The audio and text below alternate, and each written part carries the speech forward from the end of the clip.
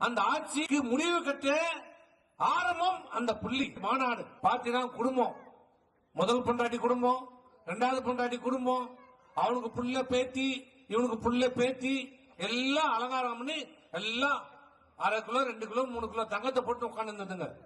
அன்னைக்கு பார்த்தோம். அதே போன்ற ஒரு காட்சியை நேற்று இளைஞரணி மாநாடு, அது இளைஞரணி மாநாடுல குஸ்கா மாநாடு, எல்லாம் பிரியாணிக்கு சிக்கன் 1/4 பீஸ் கலையறான். குஸ்கா மாநாடு சொந்த கட்சிக்காரனே ஏமாத்திட்டான். பிரியாணி போடுறன்ட்டு குஸ்கா போட்டான்.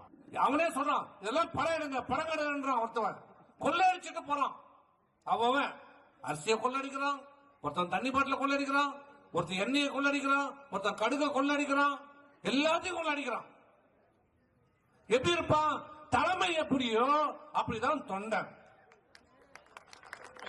தலைமை எவ்வளியோ நீ கொள்ளடிச்சு வச்ச கட்சிக்காரனுக்கு ஒரு பைசா காட்டல. இந்த கிட்டத்தட்ட 3 ஆண்டு காலம் இந்த திமுக ஆட்சி நடைபெறுகிறது. இந்த கட்சி 10 ஆண்டு காலம் ஆட்சியில் இல்ல. இந்த 10 ஆண்டு காலத்தில் ஆட்சியில் இல்லை என்றாலும் அந்த திமுக இருக்கிற தொண்டர்கள் வேர்வை சிந்தி ரத்தத்தை சிந்தி இவனை ஆட்சியில் அமர வச்சா யாரா சம்பாதிக்கிறான்? ஒரே குடும்பம், ஒரே குடும்பம். ஸ்டாலின், அவர் மனைவி துர்கா ஸ்டாலின், அவன் புள்ள உதயநிதி ஸ்டாலின், அவன் மருமக சபரீசன்.